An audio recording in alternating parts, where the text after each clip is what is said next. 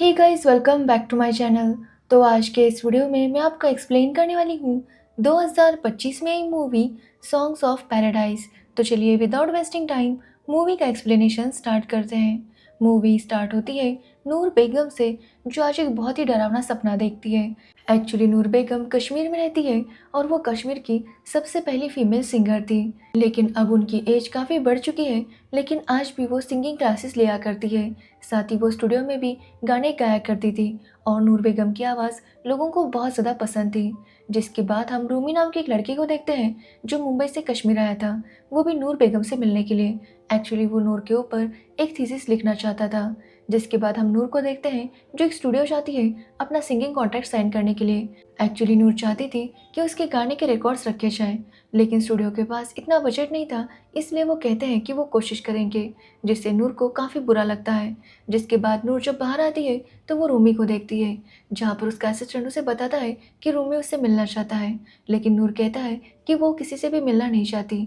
ये बोलकर नूर अपने घर चली जाती है। यहाँ पर हमें पता चलता है कि नूर अपनी बेटी के साथ रहती है और उसकी बेटी के दो बच्चे थे, एक बेटा और एक बेटी। अब अगले दिन नूर की मुलाकात फिर से रूमी से होती है, जहाँ पर रूमी नूर से रिक्वेस्ट करता है कि वो बस उसका एक इंटरव्यू चाहता है।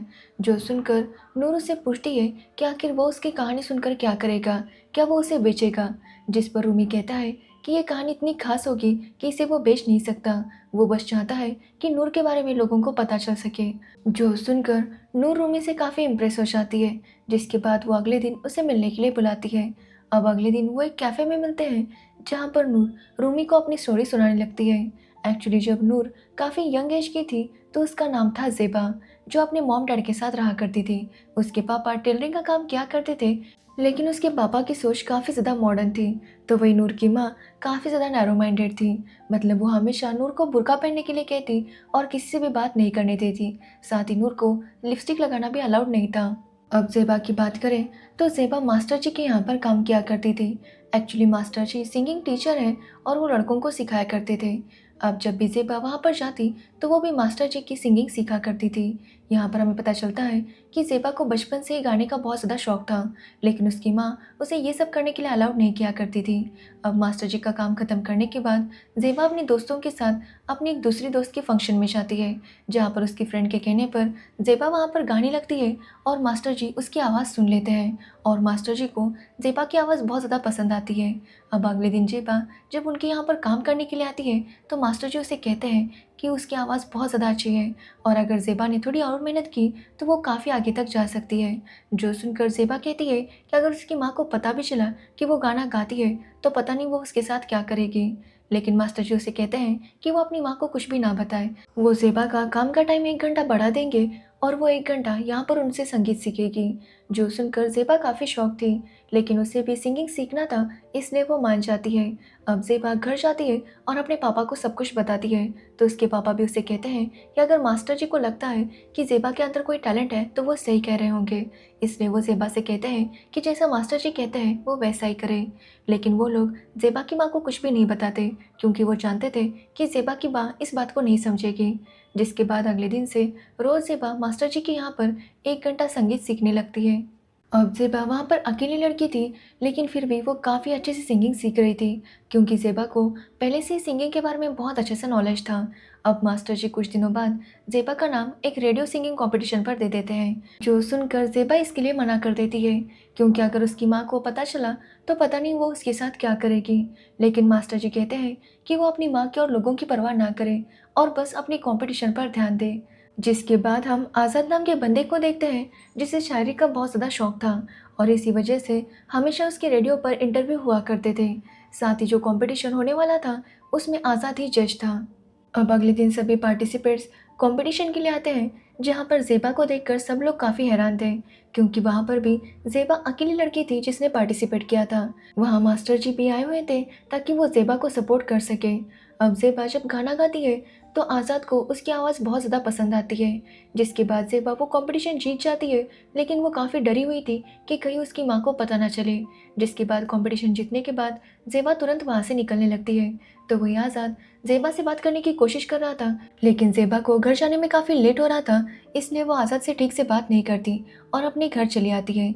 अब घर आने पर ज़ेबा अपने पापा को सब कुछ बताने लगती है कि आज वो कंपटीशन जीती है और इसी की वजह से वो रेडियो पर एक गाना गा सकती है। लेकिन उसने इसके लिए मना कर दिया क्योंकि अगर उसकी माँ को और बाकी लोगों को पता चल गया तो पता नहीं क्या होगा। लेकिन उसके पापा उसे समझाते हैं कि ज़ेबा को अगर ये मौका मिला है तो उसे अपने हाथ से जाने नहीं देना चाहिए। अब ज़ेबा उनकी बात मान लेती है और अगले दिन वो स्टूडियो जाती है और वहाँ पर जो पॉल नाम का एम्प्लॉय था उसे कहती है कि वो रेडियो पर गाना गाने के लिए तैयार है। अब ये सुनकर पॉल काफ़ी हैरान था और उसे लग रहा था कि ज़ेबा स्टूडियो में अच्छे से गा नहीं पाएगी। लेकिन जब ज़ेबा वहाँ पर गाने लगती है तो पॉल भी काफ़ी शौक था क्योंकि ज़ेबा बहुत अच्छे से गाए जा रही थी और ये देखकर वो समझ जाता है कि ज़ेबा को गाना कितना पसंद है। अब ज़ेबा की फिर से मुलाकात आज़ाद से होती है, जहाँ पर आज़ाद उसे बताता है कि उसे गाने लिखने का बहुत ज़्यादा शौक है और वो चाहता है कि ज़ेबा उसके गाने गाए। अब ये सुनकर ज़ेबा भी इसके लिए मान जाती है, जिसके बाद आज़ाद ज़ेबा के लिए गाने लिखने लगता है और ज़ेबा उसे गाती जो लोगों को बहुत ज़्यादा पसंद आ जाता और इस तरह से ज़ेबा कश्मीर की पहली फीमेल सिंगर बन गई थी। लेकिन ज़ेबा नहीं चाहती थी कि उसका नाम किसी को भी पता चले, इसलिए आज़ाद उसका नाम नूर बेगम रखता है ताकि ज़ेबा के बारे में किसी को भी पता ना चल सके। तो वही ज़ेबा देखती है कि स्टूडियो में जितने भी लोग काम किया करते थे उन्हें 40 रुपीज़ सैलरी मिला करती थी। तो वही ज़ेबा उनसे ज़्यादा काम करती थी लेकिन फिर भी उसे 30 रुपीज़ ही मिला करते थे। इसलिए वो पॉल से कहती है कि उसे भी 40 रुपीज़ सैलरी चाहिए। अब पॉल भी इसके लिए मान जाता है, जिससे ज़ेबा काफ़ी खुश होती है। जिसके बाद हम एक बहुत ही फेमस सिंगर को देखते हैं जिसे ज़ेबा की आवाज़ बहुत ज़्यादा पसंद आ गई थी और उन्हें ज़ेबा के साथ काम करना था। इसलिए वो ज़ेबा से कहते हैं कि वो चाहते हैं कि ज़ेबा उनके लिए काम करे। अब ज़ेबा इसके लिए मान जाती है और वो उनके साथ काम करने के लिए हाँ कहती है। तो वहीं हम आज़ाद को देखते हैं जो अपनी मौसी को ज़ेबा से मिलवाता है और ज़ेबा से मिलने के बाद आज़ाद की मौसी समझ जाती है कि ज़ेबा बहुत ज़्यादा अंडर कॉन्फिडेंट थी। मतलब वो कुछ भी करने से पहले लोगों के बारे में बहुत ज़्यादा सोचा करती थी। इसलिए उसकी मौसी ज़ेबा को समझाती है कि ज़ेबा को बस अपने काम पर फोकस करना चाहिए, दूसरों के बारे में ज़्यादा नहीं सोचना चाहिए, क्योंकि वो जानती है कि ज़ेबा बहुत ज़्यादा टैलेंटेड है और वो काफ़ी आगे तक जाएगी। अब उनकी बातें सुनकर ज़ेबा को थोड़ा सा कॉन्फिडेंट फील होता है, जिसके बाद वो बड़े सिंगर के साथ काम करना स्टार्ट कर देती है और उनके साथ काफ़ी अच्छे अच्छे गाने गाती है। अब ज़ेबा के गाने बहुत ज़्यादा फेमस हो रहे थे और सब लोग उसे देखना चाहते थे। इसलिए सब लोग चाहते थे कि उसका एक कॉन्सर्ट हो, लेकिन ज़ेबा इसके लिए तैयार नहीं थी क्योंकि वो अपना फेस रिवील नहीं करना चाहती थी। लेकिन इन सब लोगों का प्यार देखकर वो फाइनली इसके लिए मान जाती है। जिसके बाद एक कॉन्सर्ट होता है जहाँ पर ज़ेबा पहली बार सबके सामने गाती है। हालांकि पहले वो बहुत ज़्यादा नर्वस थी, लेकिन बाद में वो काफ़ी अच्छे से गाना गाती है, जो देखकर सभी लोग काफ़ी ज़्यादा खुश थे। अब कॉन्सर्ट के बाद वहाँ पर मीडिया वाले आते हैं जो कि ज़ेबा से क्वेश्चंस करने लगते हैं, लेकिन ये देखकर ज़ेबा बहुत ज़्यादा डर जाती है और वहाँ से निकलने लगती है, क्योंकि ज़ेबा को डर था कि अगर उसका फ़ोटो क्लिक किया और अखबार में आ गया तो सबको पता चल जाएगा। और आखिरकार ज़ेबा को जिस बात का डर था वही होता है। ज़ेबा की फ़ोटोज़ अखबार में छप जाती है, वो भी आज़ाद के साथ, जो सबसे पहले ज़ेबा के पापा ही देखते हैं, लेकिन वो कुछ भी गुस्सा नहीं होते क्योंकि वो जानते थे कि उनकी बेटी अच्छा काम ही कर रही है। लेकिन उनके आसपास के जो लोग थे, जिनकी थिंकिंग काफ़ी नैरो माइंडेड थी, वो ज़ेबा के पापा को काफ़ी परेशान करते हैं और उन्हें पीटते भी हैं। तो वही ज़ेबा जब घर आती है तो लोग उसके बारे में भी कुछ भी बोलने लगते हैं। तभी वहाँ पर ज़ेबा की माँ को भी सब कुछ पता चल जाता है और वो ज़ेबा के ऊपर बहुत ज़्यादा गुस्सा थी। वो ज़ेबा को काफ़ी पीटती है और ज़ेबा भी जब अपने पापा की हालत देखती है तो उसे भी काफ़ी बुरा लगता है। रात को ज़ेबा अपने पापा से माफ़ी मांगने लगती है, लेकिन उसके पापा उसे समझाते हैं कि अगर हम कुछ नया ट्राई करेंगे या फिर लाइफ में कुछ करने की कोशिश करेंगे तो ऐसी प्रॉब्लम्स आती रहेगी, लेकिन इसका मतलब ये नहीं कि हम वो काम करना ही छोड़ दें। जिसके बाद अगले दिन जब आज़ाद और वो सिंगर ज़ेबा का स्टूडियो में इंतज़ार कर रहे थे तो ज़ेबा वहाँ पर नहीं आती, जो देखकर आज़ाद समझ जाता है कि ज़रूर ज़ेबा के घर में कोई प्रॉब्लम हुई होगी। इसलिए वो अपनी मौसी को लेकर ज़ेबा के घर जाता है, जहाँ पर वो बस ज़ेबा से मिलने के लिए नहीं बल्कि उसके लिए रिश्ता लेकर गया था। अब ये बात जब ज़ेबा को पता चलती है तो वो काफ़ी ज़्यादा शॉक थी। तो वही ज़ेबा की माँ भी इस शादी के लिए मान जाती है, क्योंकि उसका कहना था कि ज़ेबा के ये सारे काम बाहर आने के बाद वैसे भी कोई भी उसके साथ शादी नहीं करेगा। इसलिए वो इस रिश्ते के लिए मान जाती है और ज़ेबा और आज़ाद की शादी हो जाती है। अब ज़ेबा को लगा था कि आज़ाद बस उसके साथ इसलिए शादी करना चाहता है क्योंकि वो एक अच्छी सिंगर है, लेकिन आज़ाद कहता है कि उसने जब ज़ेबा को पहली बार देखा था तभी उसे ज़ेबा से प्यार हो गया था, जो सुनकर ज़ेबा भी बहुत ज़्यादा खुश होती है।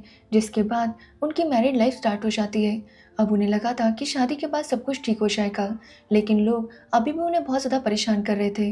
वो आज़ाद के बारे में कुछ भी बोलते और उसे बार बार टॉन्ट मारते कि उसकी वाइफ गाना गाती है, जिसकी वजह से ज़ेबा काफ़ी परेशान थी, क्योंकि वो ये सब इंसल्ट देख नहीं पा रही थी। अब ये सब देखकर आज़ाद उससे कहता है कि वो लोग कहीं और शिफ्ट हो जाएंगे ताकि वो अपने काम पर ध्यान दे सके। अब ज़ेबा को यहाँ से जाना नहीं था, लेकिन उसके पास कोई ऑप्शन नहीं था, इसलिए वो लोग एक दूसरे शहर शिफ्ट हो जाते हैं, जहाँ पर ज़ेबा काफ़ी अच्छे से काम करने लगती है और उसकी पॉपुलैरिटी और ज़्यादा बढ़ रही थी। साथ ही ज़ेबा को बहुत ज़्यादा अवार्ड्स भी मिलते और रेडियो पर उसकी बहुत ही तारीफ होती, जो सुनकर ज़ेबा की माँ भी बहुत खुश थी। जो लोग पहले ज़ेबा की माँ को ज़ेबा के लिए ताने दिया करते थे, अब वो आ आकर ज़ेबा की तारीफ किया करते थे, जिसकी वजह से उसकी माँ भी बहुत ज़्यादा खुश थी और वो भी रोज़ रात को ज़ेबा के गाने सुनते हुए सो जाया करती। तो वही ज़ेबा को एक के बाद एक अवार्ड्स मिल रहे थे, लेकिन वो देखती है कि जब उसे सबसे बड़ा अवार्ड मिलने वाला था, तब उसके मास्टर जी वहाँ पर नहीं आए थे।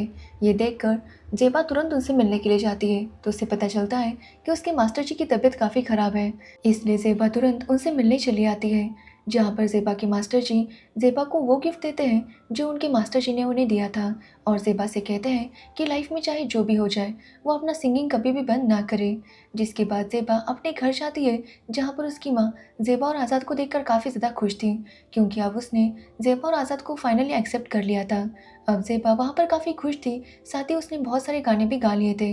लेकिन एक दिन ज़ेबा का जो सॉन्ग्स का कलेक्शन था, उसे आग लग जाती है, जिसकी वजह से उसके सारे रिकॉर्ड्स जल जाते हैं। ज़ेबा ने अब तक 2000 से ज़्यादा गाने गाए थे और वो सब कुछ बर्बाद हो गए थे, और इसी वजह से ज़ेबा बहुत ज़्यादा मायूस थी, क्योंकि ज़ेबा ने आज तक सारे गाने पूरे मन से गाए थे। उसके लिए पैसा इम्पोर्टेंट नहीं था, सिंगिंग उसके लिए काफ़ी ज़्यादा इम्पोर्टेंट था, और वो सब कुछ बर्बाद हो गया था। इसलिए ज़ेबा कहती है कि आज के बाद वो कभी भी नहीं गाएगी। कि तभी वहाँ पर एक लड़की आती है, जो ज़ेबा से कहती है कि वो उसकी बहुत बड़ी फ़ैन है और वो भी उसकी तरह सिंगिंग करना चाहती है, लेकिन उसके पेरेंट्स सपोर्ट नहीं करते। लेकिन फिर भी वो ज़ेबा के पास आई है ताकि वो सिंगिंग सीख सके। अब ज़ेबा देखती है कि वहाँ पर काफ़ी ऐसी लड़कियाँ थीं जो सिंगिंग सीखना चाहती थी, लेकिन ना ही उन्हें घर वालों का सपोर्ट था, ना ही किसी और का। अब ये देखकर ज़ेबा डिसाइड करती है कि वो इन्हीं लड़कियों को सिंगिंग सिखाएगी, ताकि वो लड़कियों को भी इस फील्ड में ला सके। जिसके बाद ज़ेबा लड़कियों को सिंगिंग सिखाने लगती है, और इस तरह से उसने काफ़ी सारी लड़कियों को सिंगिंग सिखाया था। अब कहानी प्रेजेंट में आती है, जहाँ पर ज़ेबा यानी कि नूर बेगम एक कॉन्सर्ट में गाना गा रही थी, और रूमी उन्हें पहली बार गाता हुआ लाइव सुन रहा था। उसे काफ़ी अच्छा लगता है, जिसके बाद वो उनसे कहता है कि वो चाहता है कि वो उनके गाने को रिक्रिएट करे। अब नूर बेगम इसकी परमिशन उसे दे देती है, जिसके बाद कुछ दिन बीत जाते हैं और हम देखते हैं कि रूमी अपना थीसिस कंप्लीट नहीं कर पाता, लेकिन अब उसने नूर बेगम के गाने को रिक्रिएट करना स्टार्ट कर दिया है, और उनके गाने कोई और नहीं बल्कि नूर बेगम की पोती ही गा रही थी, क्योंकि वो भी अपनी नानी की तरह ही सुरीली थी। और इस तरह से रूमी नूर बेगम के जितने भी गाने थे उन्हें रिक्रिएट कर देता है, ताकि नूर बेगम की आवाज़ हमेशा जिंदा रहे। तो ये थी सॉन्ग्स ऑफ पैराडाइज मूवी की story.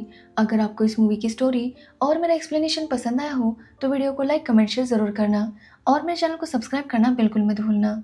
Thanks for watching video.